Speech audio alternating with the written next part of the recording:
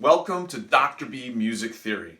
A year and a half ago, I started recording the lectures for my Music Theory 1 class and then my Music Theory 2 class. And those ended up being lessons 1 through 47. I got a lot of great comments and questions on that, so I started Ask Dr. B About Music Theory, where I answered some of those questions. It is now time to go back to what would be Music Theory 3 and do a brand new lesson. So this is where I would start if I was going to be running a Music Theory 3 class, but I am now recording this straight for you all. So enharmonic spellings and modulations is where I'd like to start. This is going to be Music Theory 3, so reasonably advanced. So if you're uncertain of any terms or your foundation is a little shaky, go back and look at those lessons 1 through 47. The episodes where I answer questions can help clarify things if you have any uncertainty after that. Get that foundation solid and then enjoy what we're going here. I'm going to do a little bit of quick review though, just to make sure that we're as solid as possible. So, enharmonic. The word enharmonic, what exactly does that mean? So that's when you say the note C sharp is enharmonically the same or enharmonically equivalent to D flat. And on a fixed pitch instrument like a piano, meaning you can't change the pitch as you're performing, unless it's something more avant-garde and using a tuning hammer, but for most purposes, right? C sharp, D flat, same pitch. Now, for string instruments or vocal ensembles, it's not uncommon that they will change this a little bit. They'll go outside of equal temperament to achieve a better resonance and better sound for chords. So sometimes in those types of ensembles, the pitch will actually be slightly different between C sharp and D flat.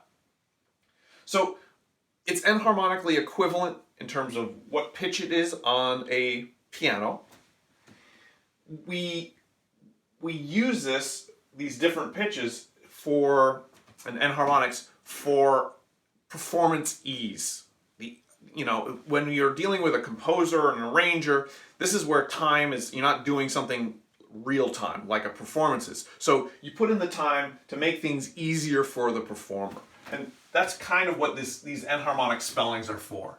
To make things easier for performance. That's an important thing to remember when you're asking, well, why are we doing this?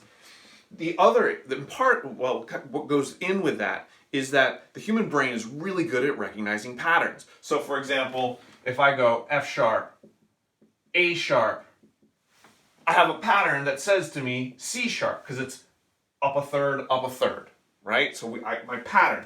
And if I were to see instead the note G flat, B flat, the next thing I would expect is D flat in that pattern. You can say, oh look, you can see why these, because of those tertial patterns, you might want to label something one way versus the other.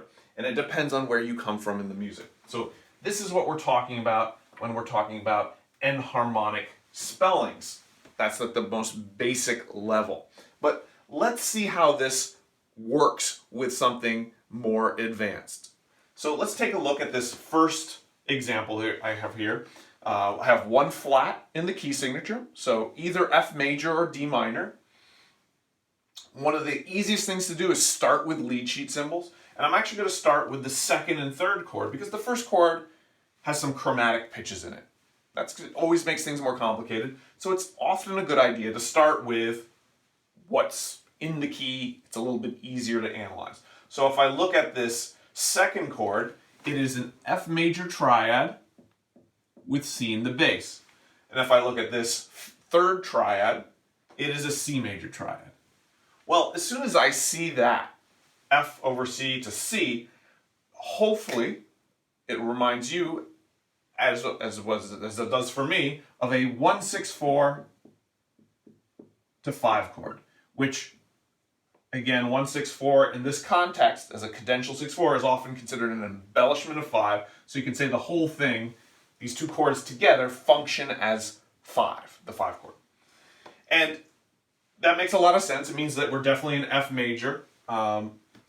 because those two chords would not be very expected in the key of D minor. So now that we've done that, now it's time for us to take a look at this first chord, and we get B, G sharp, F, D. Well, we need to stack it in thirds.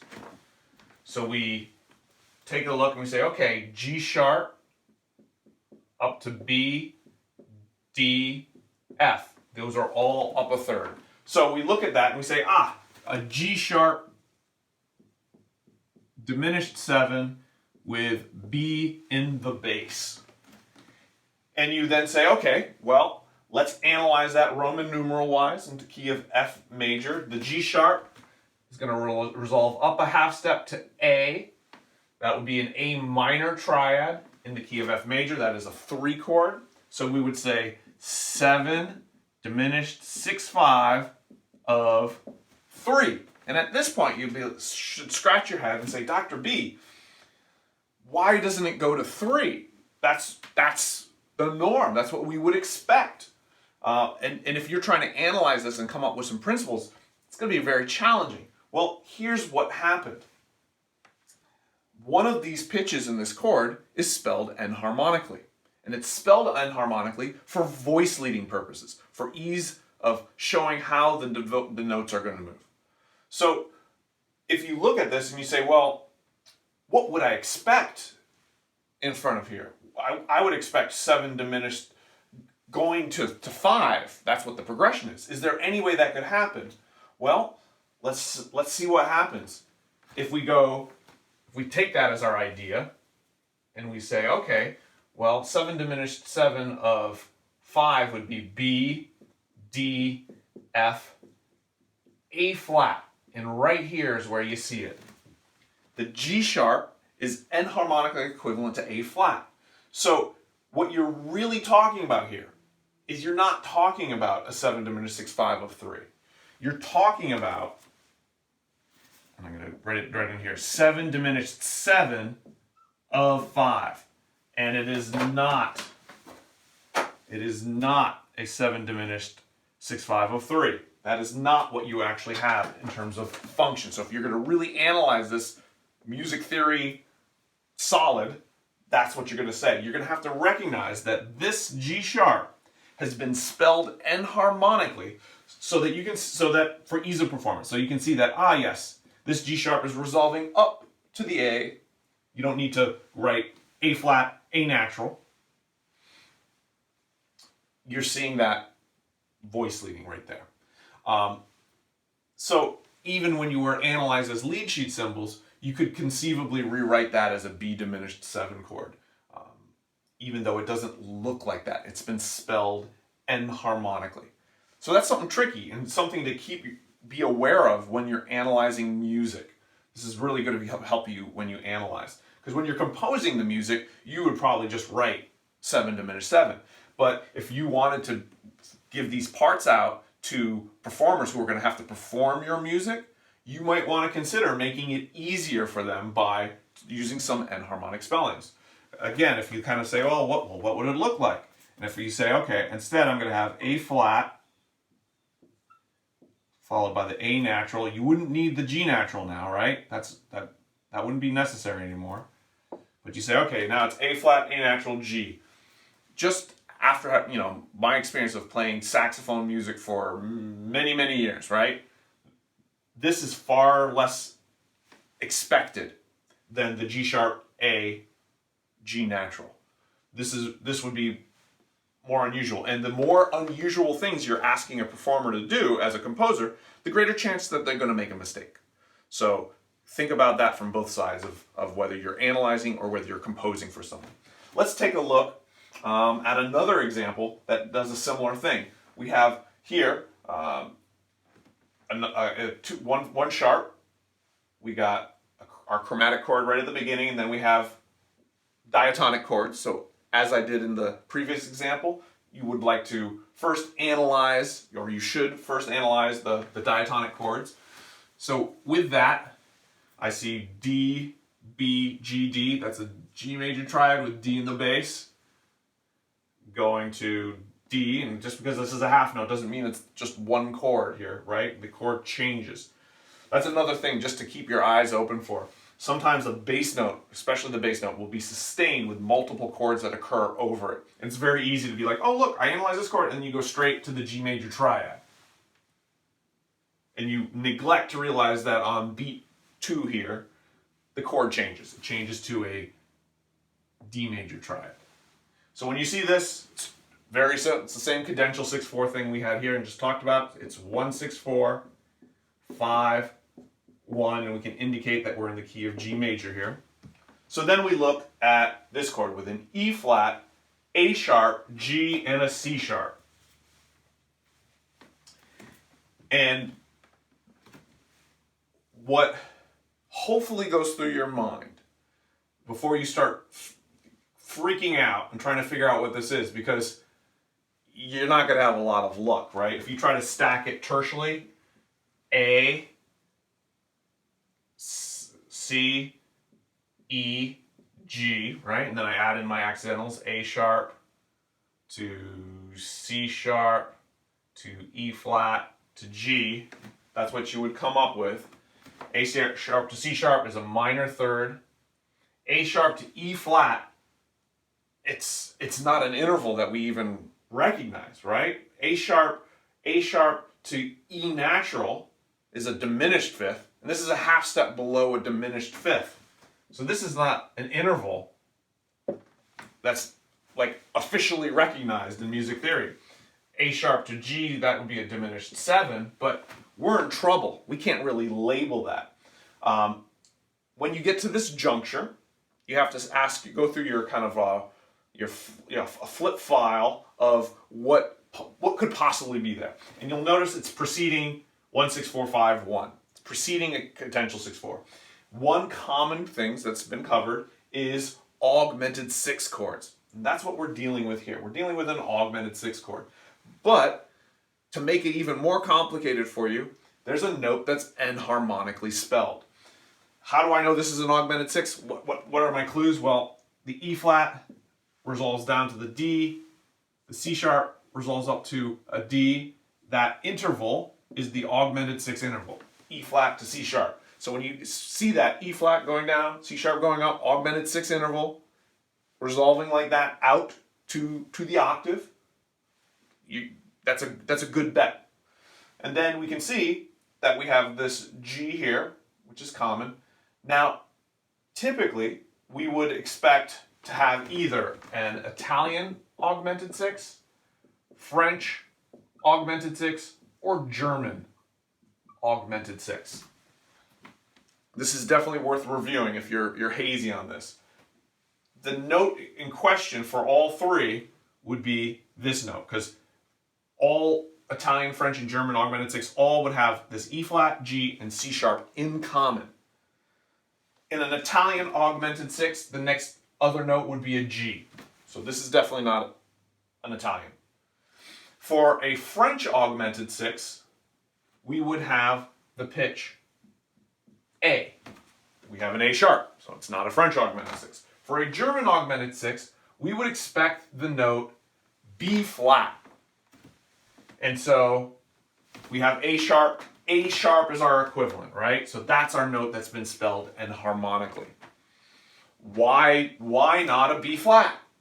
Well, it's for the exact same reasons why this was not written originally as an A flat, but written as a G sharp, for voice leading purposes, for ease of performance. So here, this A sharp goes up to the B natural, then you can go down to the A natural, and that's a courtesy accidental, to the G. So German augmented 6, diminished 7 chords, often, especially when they're going to a 1 6 4 chord, and that's maybe the best clue I can give you, the easiest one. If you see something strange coming before a 1 6 4 chord, chances are something's been enharmonically spelled. And what's interesting is you only, I wouldn't say only, but usually find that when it's before 1 6 4, not when it's before 5, right? Because when you're going straight to the 5 chord, you don't need, you're not going up. You could just simply go. Not that you would do that with a German augmented 6, because then you'd have parallel fifths. You'd never go B flat to A natural, because then you'd have these parallel fifths. But in this case, with our preceding example, if you were to say just omit this 1-6-4 chord altogether and go straight to 5, A flat to G, that's, you'd want to have it written that way. That would be the one that's more easier for the performer. So again, German augmented 6 diminished 7 chords right before a 1-6-4 chord often gets, one of the notes gets spelled enharmonically so that the voice leading, the chromaticism of the voice leading is a little bit easier to read. So that's the main reason why we have enharmonic spellings for individual chords. Now, sometimes you'll have entire sections of a piece written enharmonically. So I have some examples, scores, and we're going to take a look at this string quartet first. And we're going to start on the 10th measure, and I'm going to play for you just the framework, the soprano and the bass, or in this case the violin 1 and the cello, and we can see and analyze what do we have going on. Always good to play the piano.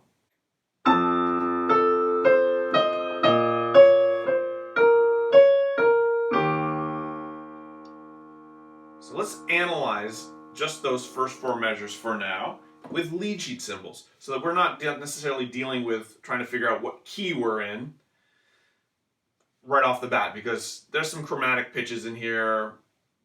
Let's just get good lead sheet analysis first and then figure out where we are in terms of Roman numerals. So looking at the violin, the soprano part, with an F in the bass, that looks like an F7 to me. And if I'm looking at the viola part as well, there's only one note there on the and of 2 that's not in the chord. So that's pretty clear to me that we are dealing with an F7. So we're going to write that out. And then probably that viola note is going to be something that's, it looks to me like a flat 9 if I was using my jazz brain. So it's just going up in thirds, creates a little bit more dissonance, and then it looks like it's going to resolve down in the next chord. So I'm going to assume it's some non-chord tone like that. If I look at that next measure, and so that definitely down the scale, some of those are going to be non-chord tones. The question is which ones. And if I look at the violin 2 part, we get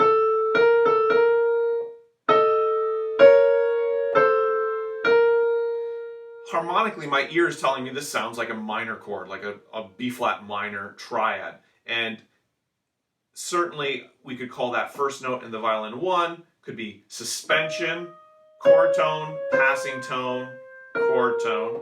And in the violin 2, we have retardation, chord, lower neighbor, chord. And then in the viola,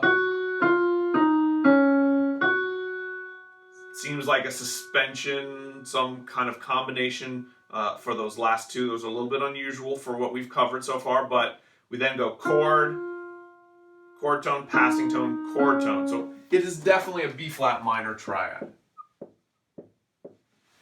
And then we've got in the next measure, and then cello comes in with an E-flat. That looks very clear like an E-flat 7 chord. In terms of E-flat 7 chord. In terms of a progression, this is circle of fifths. So all of that makes a lot of sense.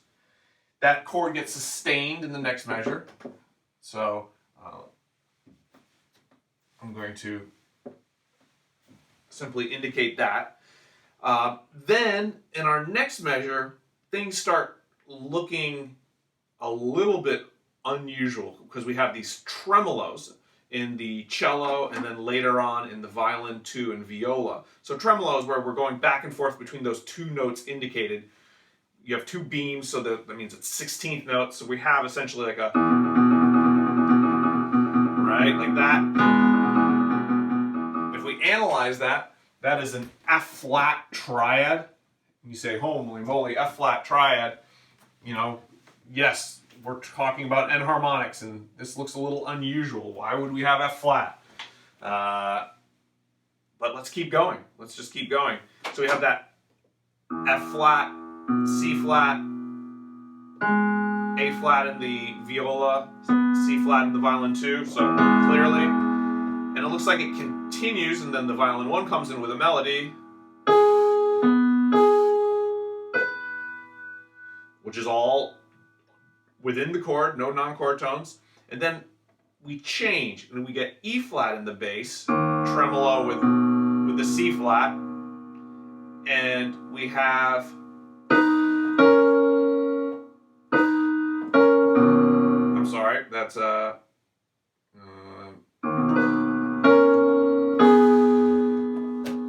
we have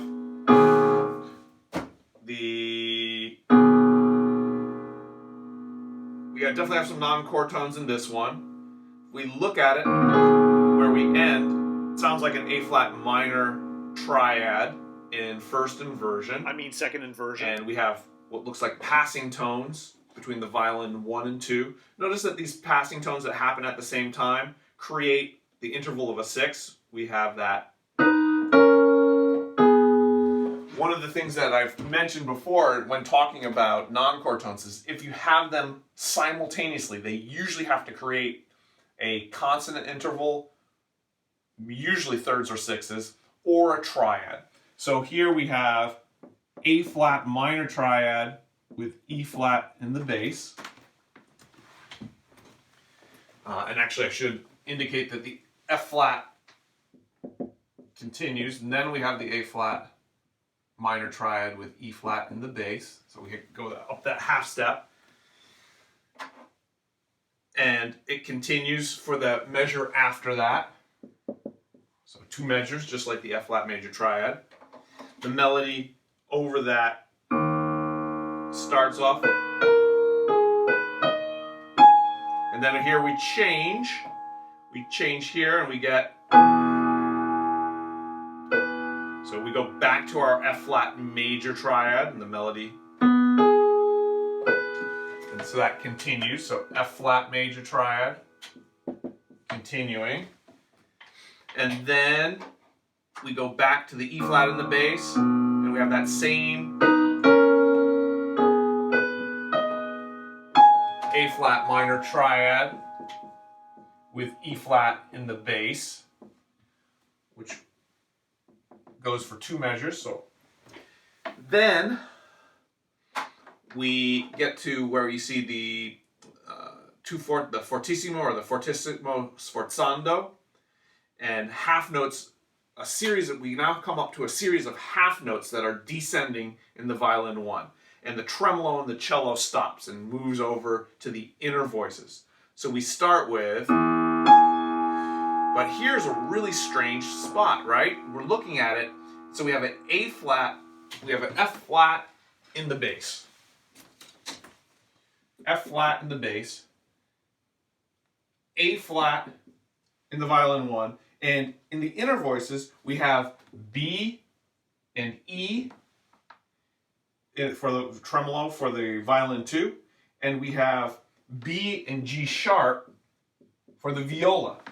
Well, that as a taken as a whole does not make any sense, right? F flat, we can't stack that in thirds. But here's an example of where the composer uses enharmonics for ease of performance. So it's still really an F flat major triad, and instead of having C flat and F flat be the tremolo for violin 2, and C flat and A flat for the tremolo for the viola, it's rewritten enharmonically. In part just because that tremolo, it's going to be a little easier, right, for the performer. So even though we have that, and this is an unusual case where we have both one part of the chord is in one key, and then the other part of the chord is in the other enharmonic key. So this is a bit unusual, and if you're trying to analyze a piece like this, you could easily get thrown off. So part of what I'm trying to do here is present to you other things to think about when you're analyzing, so that when things look strange, you have this as something to consider, as perhaps it's this enharmonic spelling. And so we have that followed, and here the chords start changing more frequently. We then go to a C flat 7, back to F flat major triad, to F flat with a major 7, which is pretty awesome, to a D diminished 7 with F in the bass, to E flat major triad with G in the bass, to A flat minor triad. What I would like to really point out to you is all those enharmonic tremolos that you find right in the middle. And what we will now do is we can say, okay, what are we dealing with harmonically? What is our Roman numeral analysis? And this is our strong cadence. This is our 5, 6 to 1, minor 1 cadence, right? So we're essentially, and if you look at the key signature, it's four flat, so either A flat major or F minor. We hear a strong cadence here in A flat. We do see a lot of A flats. We are in A flat major. We're doing mode mixture here, which is why the F flat comes in, because the F flat from the parallel minor would be A flat minor, which would have your F flat major triad. So here, F7, the B flat is a 2 chord. This would be a 5, 7 of 2, going to 2, and then we would have our 5 chord, 5, 7 chord. And then instead of resolving to 1, A flat major triad, we resolve deceptively to 6. But in this case, it's mode mixed 6. So it's flat 6 is how we would analyze that. And then we just kind of go back and forth between flat 6 and this mode mixed 1, 1, 6, 4, right? So there's your A flat minor. So we continue the mode mixture in this passage, and we go back to the flat 6 chord, then back to our 1, 6, 4, back to our flat 6, and then here this is 5, 7 of flat 6. You know, and with this much repetition, it's almost starting to, you should ask yourself, have we modulated to F flat major yet? Enough of 5 1s to F flat? And the answer might be yes, but we've only had really 1. We keep going back to this A flat minor triad beforehand. So at this point, I still think we're just dealing with mode mixture. This goes to flat 6, it resolves as you would expect, right? Circle of fifths, C flat 7 to F flat. We then get the flat 6 with a major 7. And then here, once we get to the D diminished, this really is what leads us back very clearly to A flat minor, so that I don't think it makes sense to consider that a modulation to F flat, but just mode mixture where this whole section is mode mixed into A flat minor. So D diminished 7 over F, that looks like a 7 diminished F in the bass, which is 6, 5 of 5. And there we have our Roman numeral analysis. Again, there's a lot of area to get confused when you're seeing those enharmonic, the E naturals and the G sharps and the B naturals, while you're dealing with F flats and A flats at the same time. But enharmonic spellings, this is another example where enharmonic spellings have been used historically in the material. So good, let's keep going and take a look at another example. This is a piano piece. And in this piano piece, we're going to have to take a look and do the same type of thing. We know that there's probably something enharmonic going on somewhere, which is why we're talking about it now. But let's take a look. I'm going to play just the basic framework. You don't have to play everything. So if you're not a pianist, don't worry. You can still play enough to have your ears help you when you're analyzing music theory. So.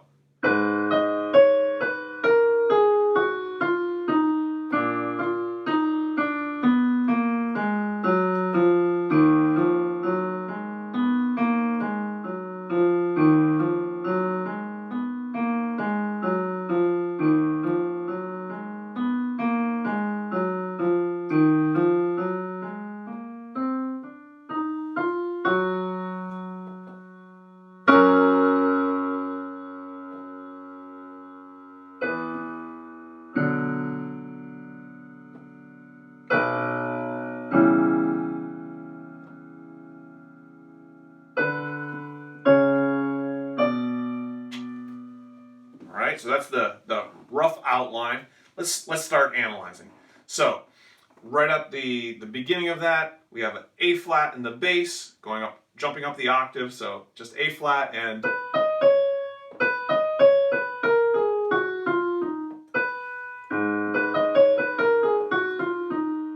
A flat, C flat right there, E flat. That's an A flat minor triad. Then scales. Right? So lots of passing tones. So that's pretty clearly an A flat minor triad. And then we go into B flat in the bass, D natural, F jump up, and then scale. Augmented second right here. So, but that B flat F with the B flat in the bass, and you got those third right on the downbeat. It's clearly leads the ear to hear B flat major triad. I'd like to point out to you augmented second, which is considered unacceptable melodically for vocal writing most of the time. Instrumental, you'll find it a little bit more frequently, and in this case, it really keeps it feeling very minor. All of that. And then we go to the two E flats, and then it's clearly with what you can see with the left hand, E flat minor triad. So very interesting to notice how melodic writing, the idea of the different minor scales, descending minor scales and ascending, which we'll see coming up. But in this case, we have the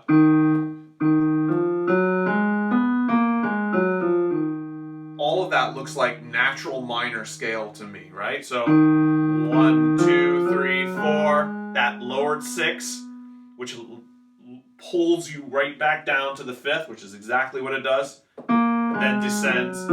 So you just have that repetition there for those 1, 2, 3 measures, all E flat minor, making extensive use of that natural minor sound as really evidenced by the C flat. What then happens, which is,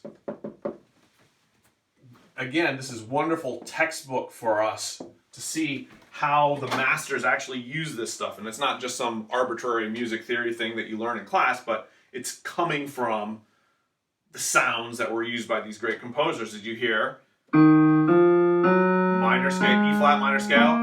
But now it doesn't go to the C flat, it goes to the C natural, which means it keeps going up. It's driving you up, keeps driving up to tonic, and they keep going, and they stop on the G flat, right? So ascending melodic minor scale, it drives you up to that. You then get the full G flat major triad, right? So we have the E flat minor. We finally get to G flat, and our G flat major triad, the pitch and then the whole triad. We then see a double bar, and we go to 2 sharps. And if we look at that and analyze the chord, especially in the left hand, it is a B minor triad. And the chord after that is a C sharp half diminished 7 with B in the bass.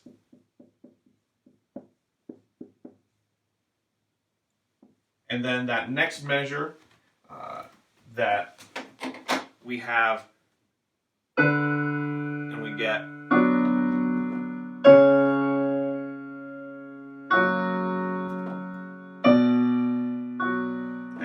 textbook example of a passing 6/4.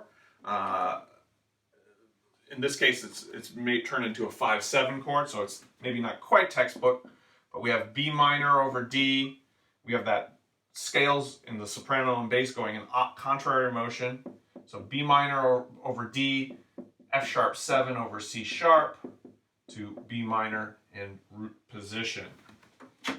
And so the real question is, this G flat going to this B minor, that's really unusual. That could look very strange until you remember enharmonic spelling. So G flat, enharmonically, you could say, is the same thing as F sharp. And so F sharp going to B minor, that's 5/1. Makes total sense. Why not just write this all in the key of, instead of B minor, we would have to have written it in the key of C flat minor, which would be very complicated for a performer to wrap their head around. So here's a case where you shift this part enharmonically so that it's easier to read. The other option, of course, would be to, because this is either going to be B minor or C flat minor. And if you have to choose between the two, you're going to want to choose B minor. What about this section here, where we're basically in a E flat minor, right? So E flat minor for this beginning part.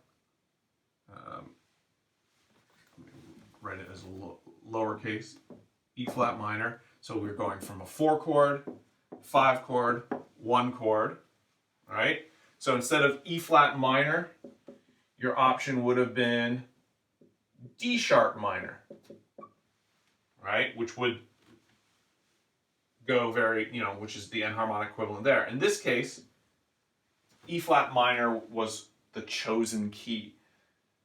And E flat minor is more commonly seen than D sharp minor. So keeping it so what's commonly seen, E flat minor, B minor, but recognizing that these are not, they might look distantly related in the fact of B and E flat, but they're connected enharmonically with this enharmonic equivalency in a way that makes a lot of sense. So the ear hears it and says, oh, that makes sense, even though it might look a little bit strange on the page. So I hope that helps in terms of letting you know of the different kinds of things you can expect when you're analyzing a piece, or if you're writing a piece where you might want to write something and make an enharmonic change.